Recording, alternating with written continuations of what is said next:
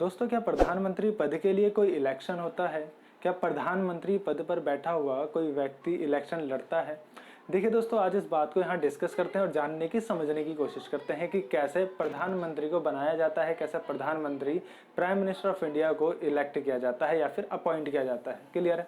देखिए, सबसे पहले अगर हमें जानना है कि प्रधानमंत्री या प्राइम मिनिस्टर को कैसे अपॉइंट किया जाता है, तो हमें ये बात जाननी होगी कि संविधान के अनुसार हमारे देश में हमने क्या अपनाया हुआ है? पार्लियामेंट्री सिस्टम, मतलब कि संसदीय व्यवस्था या संसदीय प्रणाली को अपनाया हुआ है। संसदीय प्रणाली को अपनाया हुआ है का मतलब ये हुआ कि हमारे देश में एक पार्लियामेंट है, एक संसद है जिसके 3 अंग होते हैं। एक होता है प्रेसिडेंट और 2 इसके सदन होते हैं। एक होता है प्रेसिडेंट और 2 इसके सदन होते हैं, राज्यसभा और लोकसभा। क्लियर है? अगर मैं लोकसभा की बात करता हूं तो आज के टाइम पर लोकसभा में 250 सदस्य अधिकतम हो सकते हैं। प्रेजेंट टाइम पर 245 सदस्य हैं और लोकसभा में टोटल मेंबर्स कितने हो सकते हैं दोस्तों? 550 हो सकते हैं। अब आप लोग ये कहोगे कि सर हमने क्या पढ़ा हुआ है? हमने 550 नहीं बल्कि 552 सदस्य पढ़े हुए हैं कि भाई जो लोकसभा के टोटल मेंबर्स हो सकते हैं, अधिकतम सदस्य संख्या हो सकती है, वो कितनी हो सकती है? 552 हो सकती है। बिल्कुल हाँ सर, 5 महीने पहले ऐसा ही था, लेकिन जनवरी में क्या हुआ है कि जो इसमें 2 सदस्य होते हैं एंग्लो इंडियन वाले, उन 2 सदस्यों को हटा दिया गया है लोकसभा से।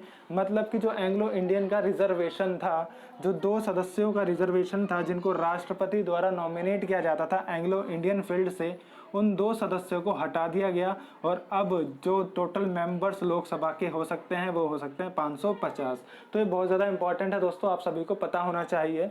अब यहीं से क्वेश्चन और बन जाता है कि भाई जब 2 सदस्य हटाए गए हैं लोकसभा के जो एंग्लो इंडियन से रिलेट करते हैं, उसको किस संविधान संशोधन अधिनियम के द्वारा हटाया गया? क्या कहा मैंने कि जो 2 सदस्यों को हटाया गया है एंग्लो इंडियन के, जो एंग्लो इंडियन फील्ड से रिलेट करते हैं, उनको किस संविधान संशोधन के द्वारा हटाया गया?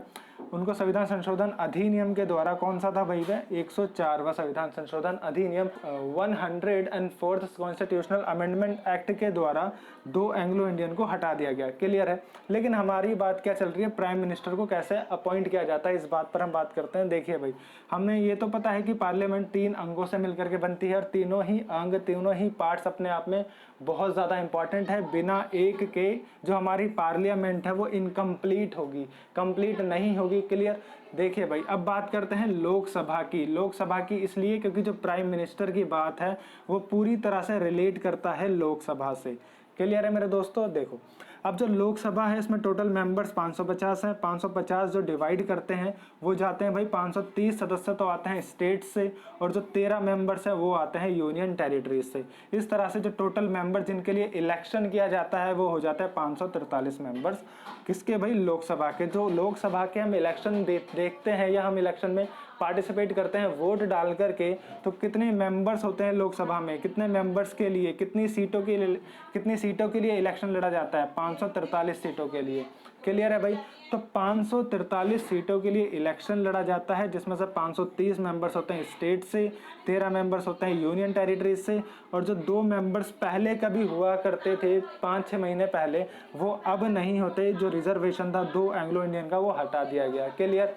चलिए देखिए भाई, अब बात करते हैं इलेक्शंस की, क्योंकि जब प्रधानमंत्री कैसे अपॉइंट किया जाता है या कोई व्यक्ति प्रधानमंत्री कैसे बनता है, इसको समझने के लिए हमें इसके इलेक्शन को देखना होगा कि जो लोकसभा का इलेक्शन होता है वो कैसे होता है या किस तरह से प्रधानमंत्री को अपॉइंट किया जाता है। देखिए भाई, मान के चलिए कि अभी लोकसभा के चुनाव होने वाले हैं।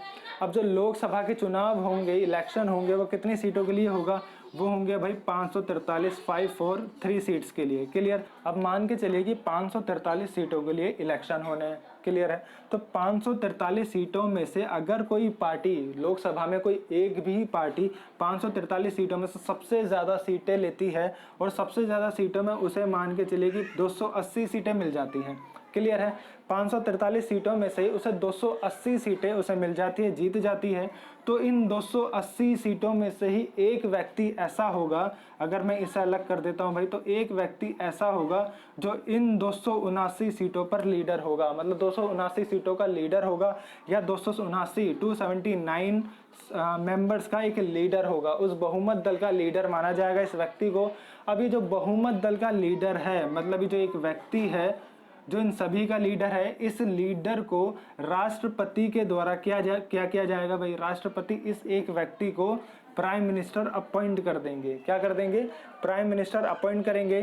तो जो अब ये जो यहाँ पर रोल है राष्ट्रपति का, वो क्या है कि राष्ट्रपति जो लोकसभा में बहुमत दल होता है, उस बहुमत दल के नेता को क्या करते हैं, प्राइम मिनिस्टर अपॉइंट करते हैं।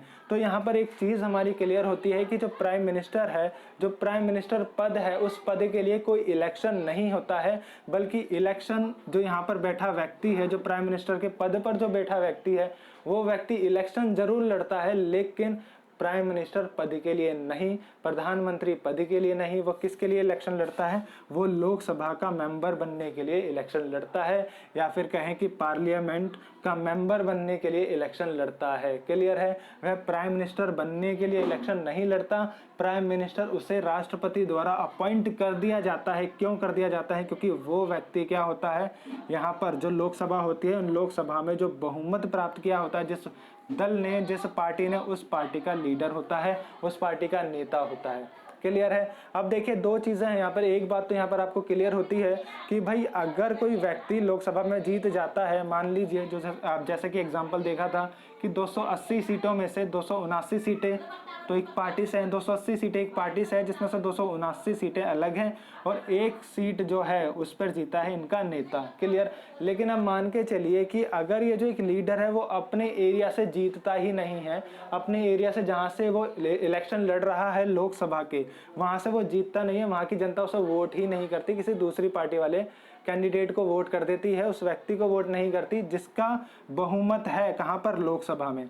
तो क्या होगा, तो भी ज्यादा कुछ नहीं होगा। जो राष्ट्रपति होते हैं वो क्या करते हैं, वह जिस पार्टी ने बहुमत प्राप्त किया होता है लोकसभा में इलेक्शन में, उस पार्टी का जो नेता होगा उसी को प्रधानमंत्री अपॉइंट कर देंगे, चाहे वो उस टाइम पर लोकसभा का सदस्य हो या ना हो, या फिर मैं कहूँ चाहे वो उस टाइम पर संसद का सदस्य हो या नहीं हो, उससे मतलब नहीं है। राष्ट्रपति का काम यही है कि जो लोकसभा में जो दल है, जो लोकसभा में जो बहुमत वाला दल है, उसके नेता को प्रधानमंत्री अपॉइंट करना, नियुक्त कर देना। क्लियर है। लेकिन साथ ही साथ राष्ट्रपति क्या करते हैं, जब ऐसे किसी व्यक्ति को राष्ट्रपति द्वारा अपॉइंट किया जाता है प्रधानमंत्री पद पर, जो व्यक्ति संसद का सदस्य नहीं है, तो राष्ट्रपति उसे शपथ दिलाने के साथ साथ एक बात और कह देते हैं। क्या कहते हैं, वो कहते हैं भाई कि आपको जो भी प्राइम मिनिस्टर की शपथ ले रहा है उस व्यक्ति से ये कहते हैं कि आप इस टाइम पर पार्लियामेंट के मेंबर नहीं हो, संसद के सदस्य नहीं हो, तो आपको क्या करना है, आने वाले 6 महीने के अंदर अंदर, कितना,